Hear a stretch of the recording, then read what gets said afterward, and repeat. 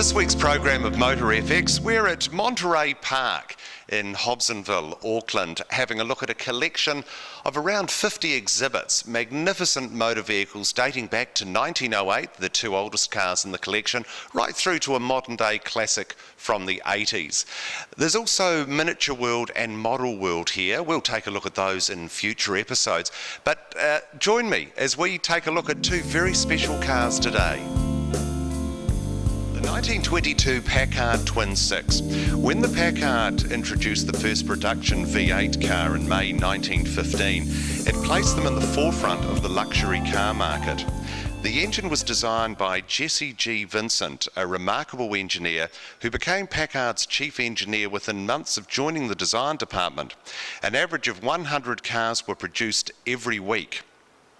They were by far the most expensive production motor cars available in the USA, the chassis price of the Twin Six being $50 more than the most expensive bodied car in the Cadillac range. In 1918, the seven-seater passenger Imperial limousine cost $5,850 US. Very few of the 35,000 Twin Six Packards produced remain in existence today.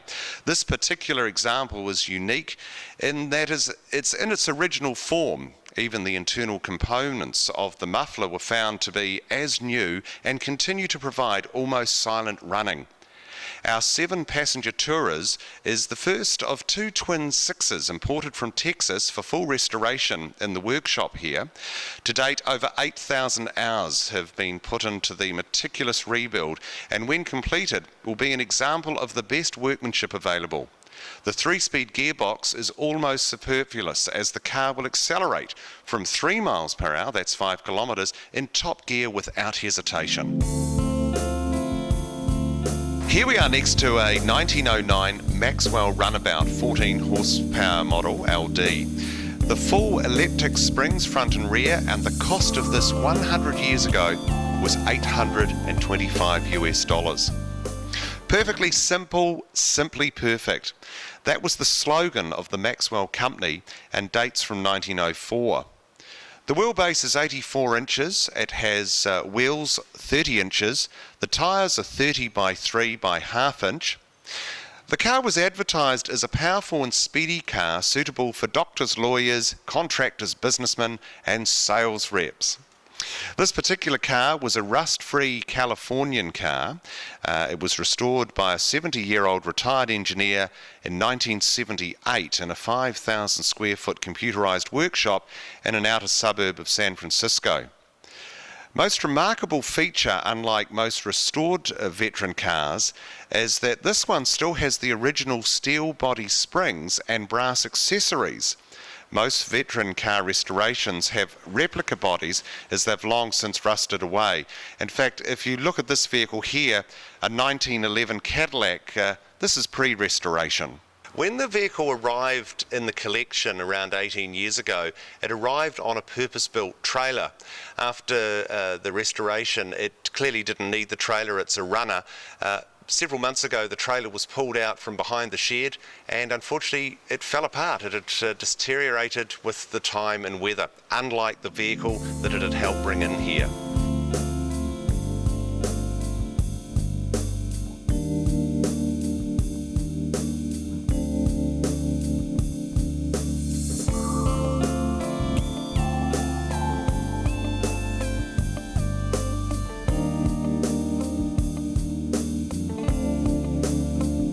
A lovely red 1975 Jaguar E-Type V12.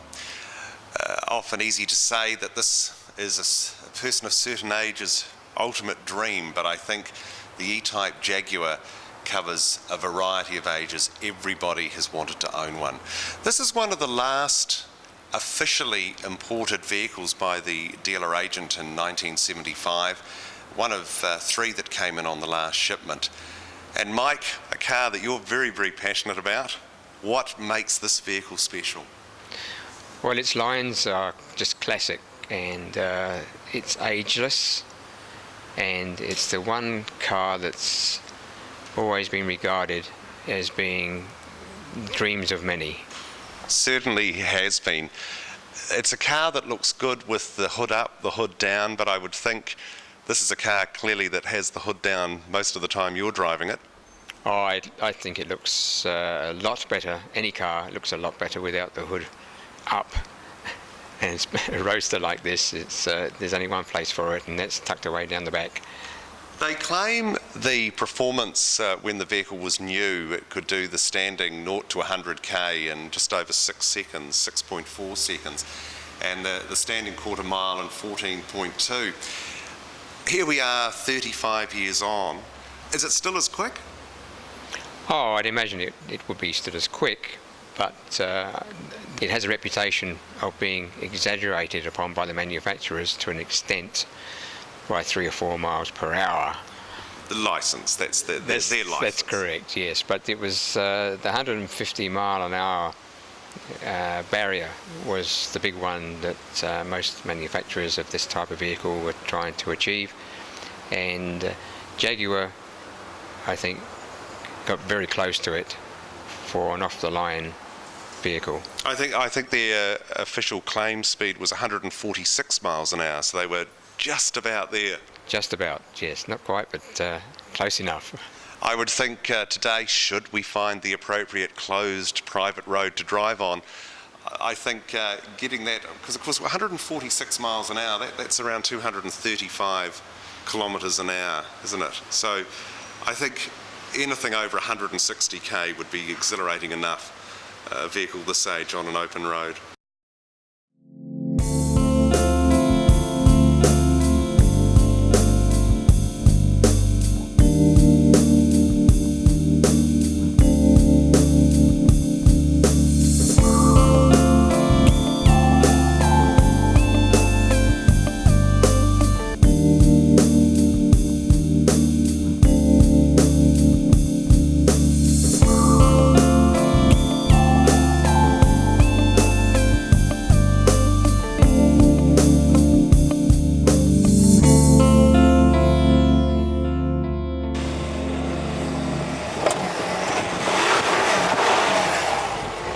This afternoon we've been having a little bit of fun at Extreme Park in Helensville with the Land Rover Freelander 2, which you can see parked behind me, looking a little bit cleaner than earlier in the piece. Freelander 2 is a different style of Land Rover. It's more of a recreational vehicle, to be fair. It doesn't have a low range capability, but what it does have, electronic hill descent control, and it has the Land Rover Terrain Response system. Now, Terrain Response, which allows us to drive it on dirt, gravel, sand, snow, and of course mud. What I like about the Freelander 2 is that it's a nice compact size. Some people call them Remuera tractors. I think that's a little bit unfair. But this one is a joy to drive on gravel as well as on tarmac. It handles superbly well, and thanks to park distance control, it's easy to park as well. Underneath the bonnet of the Freelander 2 is a 2.2 litre engine, and that's allied to a 6-speed automatic transmission with manual override. More importantly, the engine produces 400 Newton meters of torque, and this is really important when you're driving off-road, when you need power to get power to all four wheels in slippery conditions. The Freelander 2, as we've tested this afternoon, is priced at $60,000. Now that might seem a lot for such a small vehicle, but I believe with Land Rover's pedigree and with the sophisticated electronics that you have in this vehicle, it's very good value for money.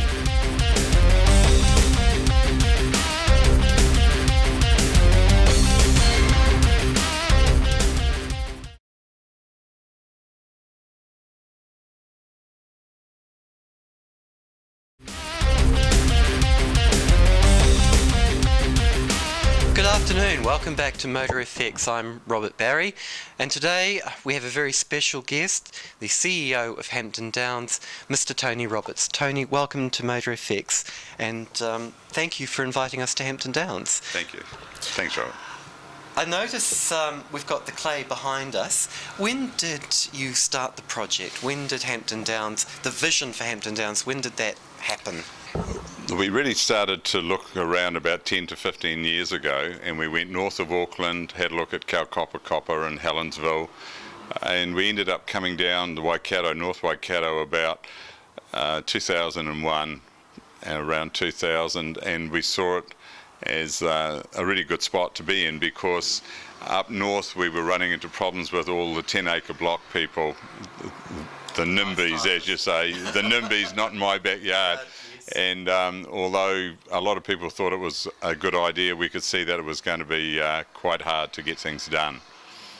Here at Hampton Downs, I notice your neighbours are State Highway 1, we've got the Spring Hill facility to another side, and the drag strip at Merry. So it would seem that you've picked the ideal motorsport spot. What's been the reaction from the farmers around the neighbourhood to you? Farmers have been great. They've always been a big fan of it, and I think a lot of farmers are pretty much sort of petrol heads. They deal with their tractors and harvesters and what have you, and so they've always been big fans of it. Our biggest problem was really the government departments of transit and the corrections department, the prison, who as a matter of course have to oppose everything. So we were opposed by them, even when the Minister, Damien O'Connor, was saying he was right behind us. He then put it in the hands of Simpson Grierson, the lawyers. Wow, so they just opposed you for the sake of opposing you? It seemed to be that way. We were opposed on grounds of odour, litter, traffic, noise. There's probably another 2 or 3 things in there when we're alongside, or not alongside, but we're very near, 2 k's away, to a large landfill. So, you know, it was all a bit strange, really, Robert. Yeah. Yes, it would seem so. So, Tony, when did you start building the service departments? We probably started them about 18 months ago. We got resource consent. Finally, it took about 2.5 years to get the consent. Probably cost us $1 million to get that piece of paper, which then meant we could actually start to do something. Overseas in Bahrain, they would have built the whole thing by then, of course, which is frustrating with the RMA. And we started on these managed departments about 18 months ago, and they're all completed now. And today, on this open day, we've been putting in the furniture packages for the folks to see them all. So, do I understand that all the apartments are now sold? Yes, they've been sold for about 3 years. Some of them have changed hands. They all sold in 5 weeks when we put them on the market, so that was really quite a success story. I think we did about $26 million worth in 5 weeks. If I'd been working for a real estate agent, I would have got a gold pen. I think you get a gold star for that. So looking at the track, which is at the moment in clay, when will you start putting the asphalt down? We'll be starting there in about 2 or 3 months. We're at the point now where the whole track, the 2.8k circuit, is at subgrade. What we'll do then, we'll get highway stabilisers in who will lime impregnate that layer. Then there'll be the metal on top of that, then there's an emulsion, there's a chip seal, and then finally there's a hot mix on top of the chip seal. And that gives you a very powerful sandwich that's very, very strong for racing. Wonderful. And who will be responsible then for coming in and putting in the Armco and the fencing and all the paraphernalia that makes it into an FIA approved track? A lot of that is being done by Ross Reed, who are on site now doing the works. The barrier systems have been designed by Paul Christie of IDAC Construction. Paul's been around the world with motor racing, and everywhere he's gone, in the last 5 years, he's taken photographs of Brands Hatch, and when he went to the States, he took photos. So we've been analysing what we need to do to do a better job, and we think we've come up with a pretty good package. Even the main straight alone here, the catch fencing is nearly $1 million, so it's very expensive. You talk about $1 million in catch fencing and 26 million in real estate sales. without wishing to be overly rude, what is the dollar value behind the whole project? It's very hard to estimate because the whole project includes the business park, which will be a lot of building in its own right. When it's all built, when Hampton Downs is completed, you could really see 200 million being involved with it. And to date, we've been very, very well funded by the BNZ. BNZ have been very, very good on this project, and we're up to a lot of money, a lot of money. Indeed. So when does the first racing event open for you? The first racing events will be, I will think, in probably August, September. We're booked from the day we complete this 2.8k circuit. We're booked every day of the week with the driving schools. We're booked for corporate days. We've got corporate hospitality happening here. We bought the Britomart Pavilion, which will be in behind the pit buildings here. So we're really gearing up to sort of operate every day of the week. We're booked, I think, for about 18 months now, solidly. Congratulations, that's a marvellous achievement. Did you ever, during the process, think, oh God, what have I got myself into? No, I've always felt that we could overcome everything that came along. We've had obstacles all the way down the line, and there are things people said we'd never get the resource consent, so we did get that. Then people said you'd never sell all their Palmers, they've said you'd never do it, and that's really just spurred us on to do it. Now, Tony, I understand that you are a Corvette racer of old. Are you going to be bringing the old girl out of retirement and taking her for a spin around the circuit? Unfortunately, I sold the car and it resides in Tauranga, but I would love to run that round. I also own a Formula 5000 a McLaren, so one of the first people to go around this track will be me. Good for you. Good for you. Well, there we have it. Tony Roberts, CEO of Hampton Downs. Tony, once again, thank you for your time and thank you for the opportunity of allowing us to come and talk to you about the project. And we wish you the very best of luck. Thanks very much, Robert. Thank you very much.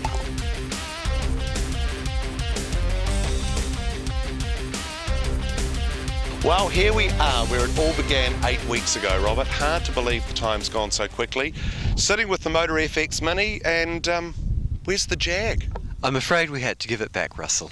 Well, I suppose that was fair because the Mini was here first and they did clash. They did a little, yes.